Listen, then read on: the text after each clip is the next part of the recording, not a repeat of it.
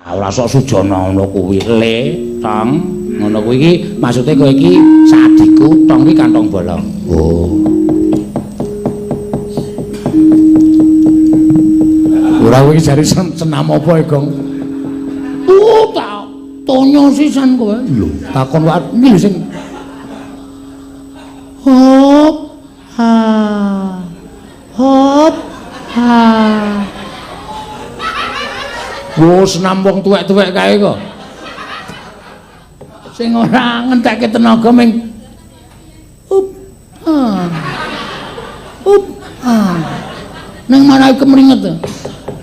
Lek kemringet kepanasan mergane. Ora kok awake kesel ki ora. Heeh. Iya nembang ya. Wah, durna gleleng. Nggawa drei. Kok bengkel lho ya saiki jake. Kok drei obeng kembang kok diatung-atungke. Kowe nek kira-kira mung aku nek gelem kewirangan ya maju dur. Nek ora gelem kewirangan tak prenggake becik kowe mundur. Nek arep kewirangan wo. Aja takon dosa aku sago mirang-mirangke karo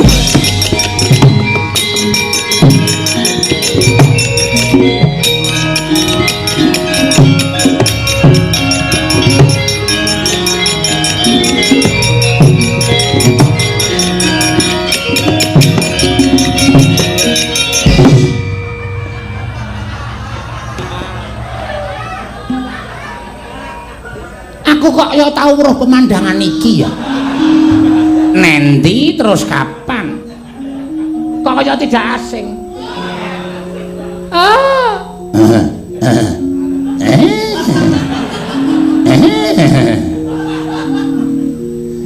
Cik Pate, pripun? Ampun mriki lho. Lah enten apa? Ampun mriki, Dik Pate. Ampun mriki. Kurang ajar kan, Pak.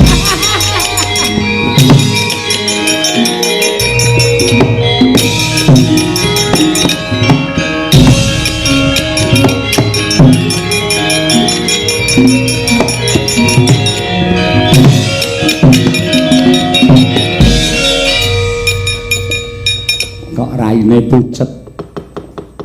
Kewirangan. Kewirangan pripun? Kula mboten cundha manik. Nggih. Bayangan kula Bagong mesti mati, ora bakal iso nadai cundha manik. Nggih. Bareng kula tekan mrika.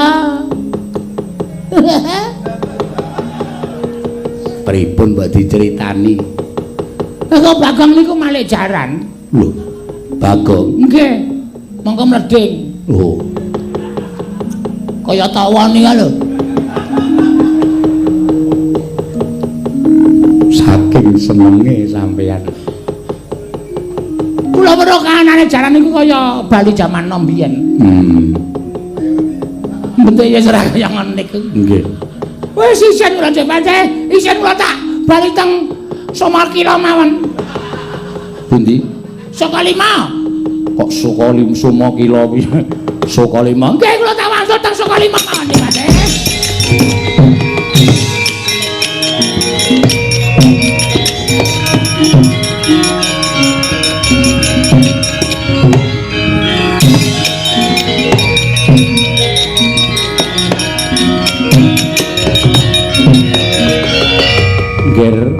Nai mboten panjenengan menika mboten badhe rampung-rampung.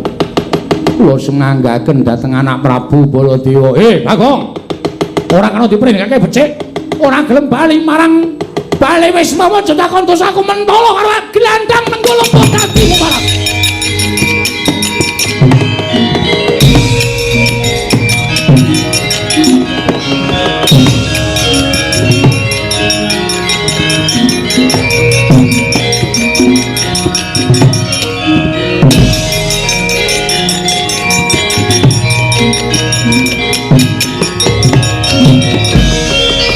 Jagat Dewa Bathara.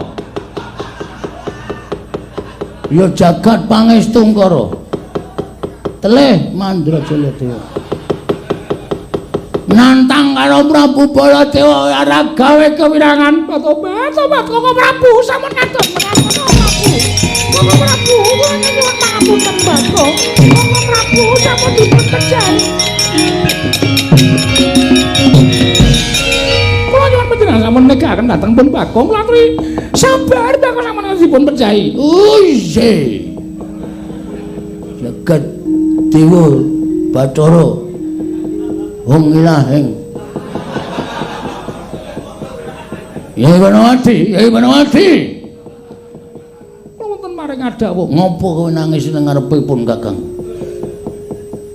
Inggih, badhe mun jatur. Apa sebabe kowe arep manjatur nang ngarepipun Kakang? Pun Kakang. Badhe mun jatur, mun sampun dipun pejahi Bagong. Kosik to Cahayu, sawangan pun Kakang. Terus pundi? Mbok dirungokke suarane iki. Kasta.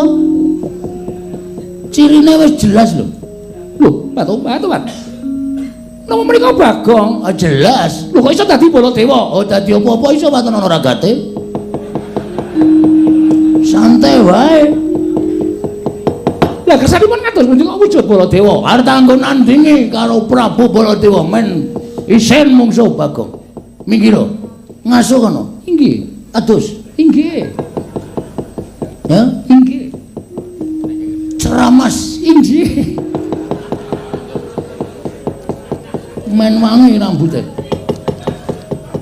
Ambu ampek ya, Mas. Men supaya wangi. Inggih ngesnaken dawuh. Siram nganggo banyu anget. Inggih. Ayo, Banawati. Kula wonten dawuh goleke gaman. Oh inggih. Kanggo ngembari karo Prabu Baladewa. Inggih ngesnaken dawuh. Menika. Iki ra hanger. Sanes menika celuret. Oh iya, ning kok kaya ora wangun Baladewa. Liyane. Inggih. Menika. Iki apa Banawati? Mohon perhatian. Pengumuman besok Minggu kerja bakti. Patoban menika pecel. Oh tak kira corong e. Ya sorry ora ngerti. Menika kemawon. Prabu Baladewa iki nata mandura Raden Kokrasana. Men rada beda. Inggih. Ayo tandangono lekane ati.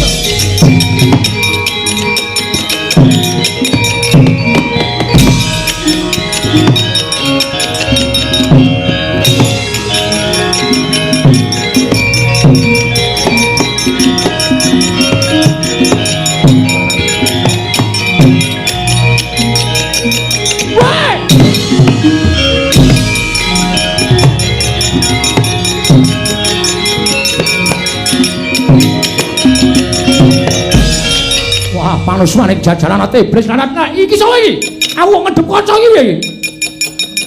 Tepungke wae. Narendra Mandura Prabu Baladewa. Lho, edan. Edan iki Ora edan iki tenan Baladewa tenan. Lah iki suarane kok iki ra Bagong iki. Oh. Lho kok dadi Baladewa? Lho kesewan sandangan wayang wong. Ora edan. Iki kowe ngembari karo aku. Tak kembali wae. Mati dening Nenggala. Mohon perhatian. Mohon perhatian apa? Aku duwene gaman men corong iki. Wis gelem iki ra gelem ya. Wah, mati teh, mati bareng kae.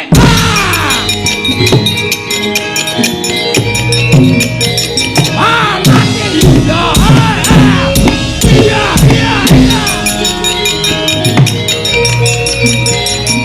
Wah, ada.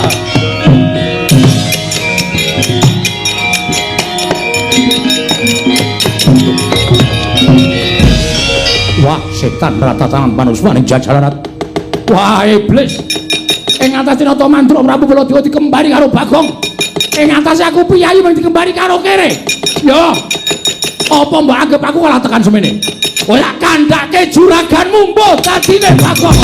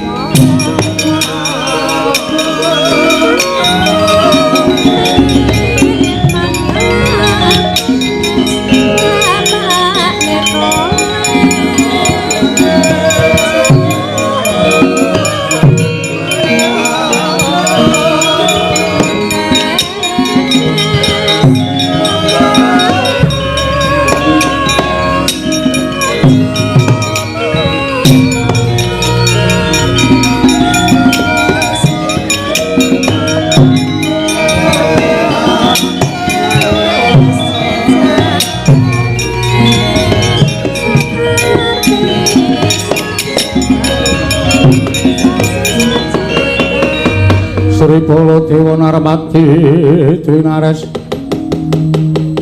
Sora Kresna kalangkung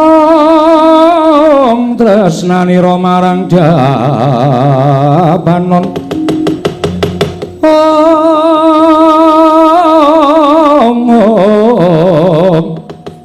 marang Jabanon Cinawi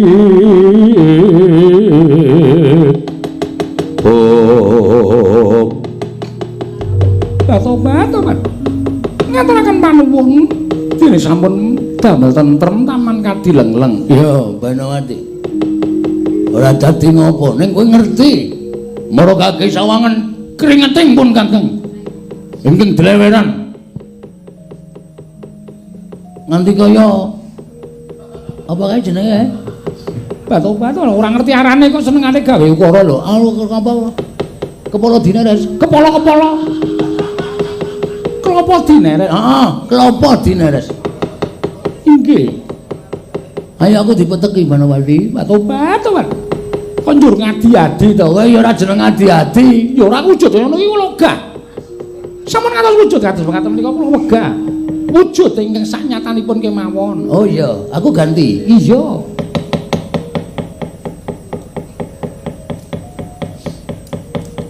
Ngene iki kowe luwih seneng to? Ngoten menika nek mijet iki ora akeh-akeh. Wong sikile ya cendhek, gegere ya kandel. Rasa nggo tangan nganggo linggis. Men mudar, ha. Ukaramu ki ora iso ketemu nalar. Nek ora apa-apa gane kowe tetep tresna karo aku, Banowati. Ayo gek mundur. Iki para wayang-wayang adegan kedua wis padha siap-siap. Mekaten. Ayo mundur. Gek diteruske critane. Monggo kula dheraken. Heeh, Banowati. Nuwun sewu Kakang Prabu menika ngendika kanthi gak dasar kasunyatan aku weruh dhewe. Malah aku ingkang budidaya nyekel karo Bagong pengajap tak aja aku ning Pradata Adil negara ing Ngastina. Merga Bagong wis nerak pacak nerajang perbatang. Nerak marang hukum ing Praja Ngastina wani mlebu jroning taman kadilengleng mongko tanpa panilayahi Prabu Duryudana. Bagong tak cekel nek ngerti wah lah kok ngedapi-dapi temen Bagong mirang-mirangipun Kakang. Dikroyok Kurawa bubar mawut. Barang sing maju Begawan Durna ya mundur. Barang pun Kakang sing maju dikembari. Apa tumon ing atase Bagong kok malih wujuding Baladewa nganti kewirangan aku disoraki para kawula sak negara Ngastina. Janaka sampun bidal. Ben, pateni karo Janaka dhewe wis ben. Isin aku duwe abdi jenenge Bagong sing wis ngucengake asmaning para Pandhawa. Nanging menawi menika mangke kelaman dipun pejahi kriwikan dadi grojokan geguyon dadi tangisan. Menawi Kakang Semar Murina mboten trima pejahipun Bagong menika mangke sinten badhe menggak dukanipun Kakang Nayantaka. Perkara aku ora ngerti. Sing baku aku ora nrimake yen to Bagong nyamah asmaning Prabu Duryudana.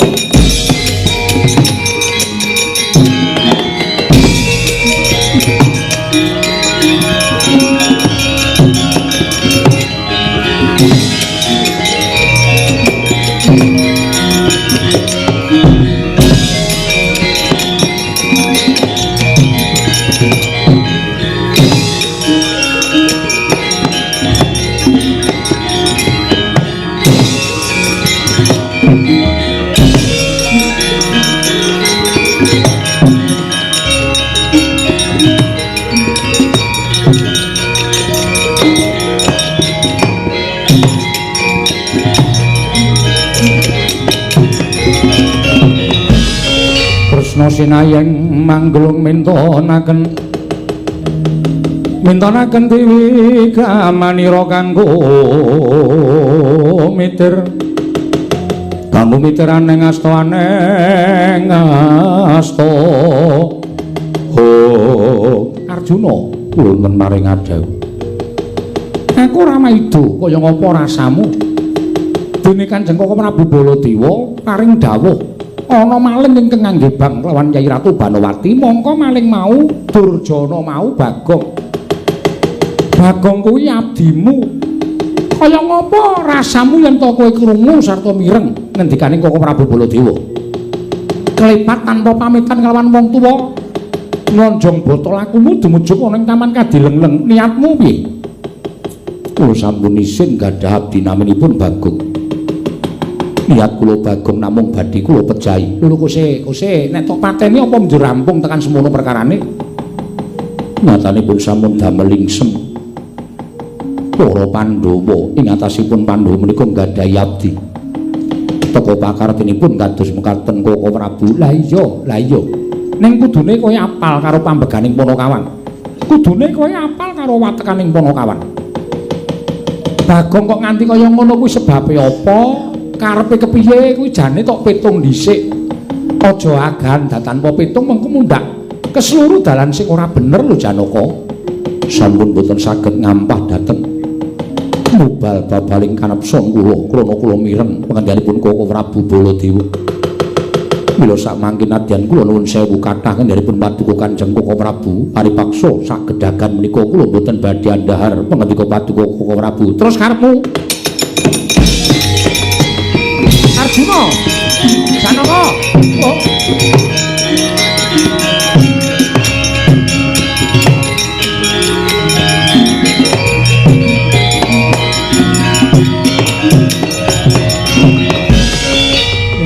jagat Dewa Bathara jagat Pangestungkara ya ora mokal wong sing digebang Nyai Ratu Banowati mongko Kresna ngerti seri-sering atine adhiku lanang Madukara ya Yayi yen to pancen wis wegah napa warah nampik pitutur becik ora trengko dikandhani nek ana apa-apa sangganen dhewe Janaka aku mung ngulatake saka kadohan undangan 4 atau 5 mau lumayan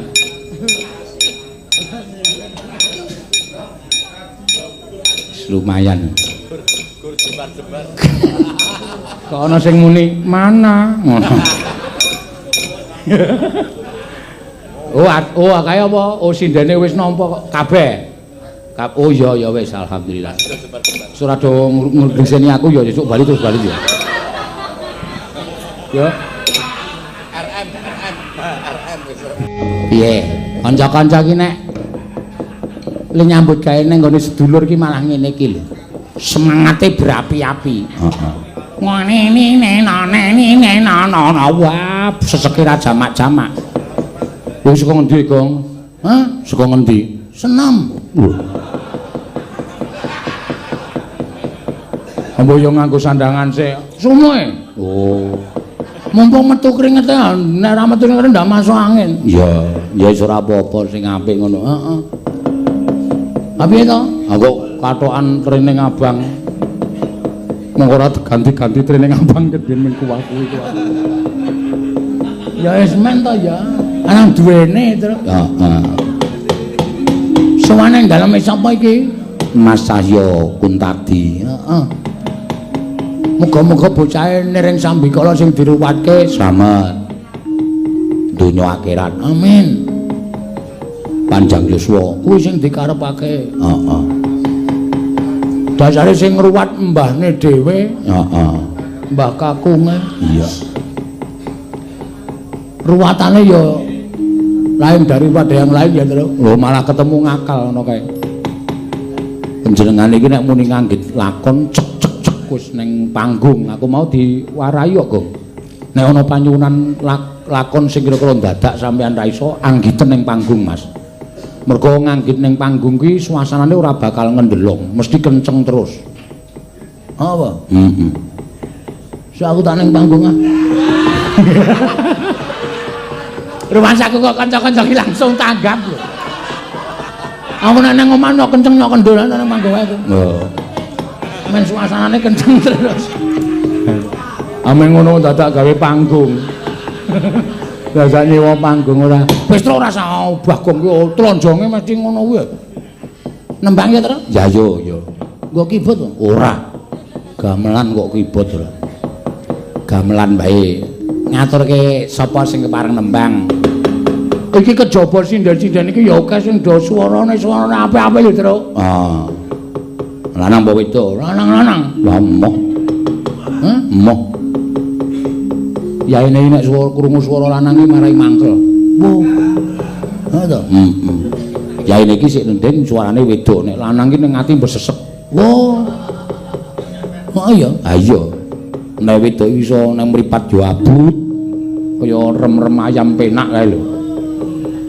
Rem-rem ayam? Mentah mateng. Apane? Ayame. Rem-rem ayam iki tegese karo antuk-antuk ngono wae penak banget uruk swara wedok. Nang ngono wedok wae. Ya.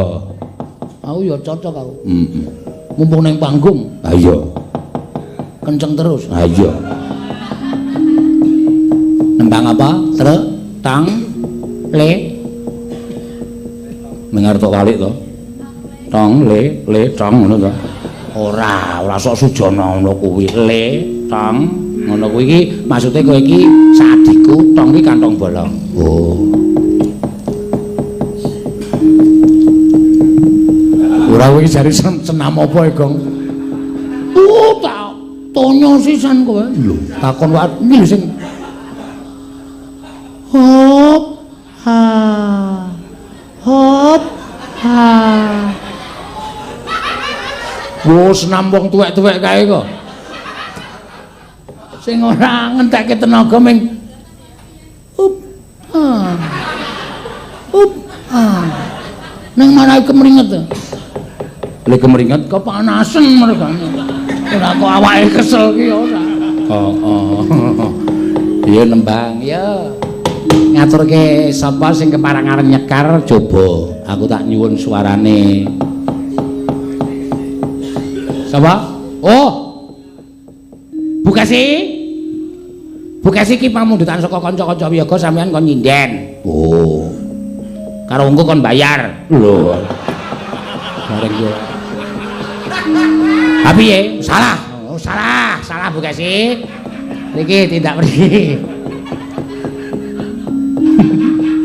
Ngawur. Ora usah tok lebokke ati lho, guys. Iki ngomongane umpamane wong ra omong. Lho kok malah malik meja barang. Sopo kae orang megludak ngono. Ya men lagi mlaku kok ya. Suwe, Bang. Dadak dituntun ora.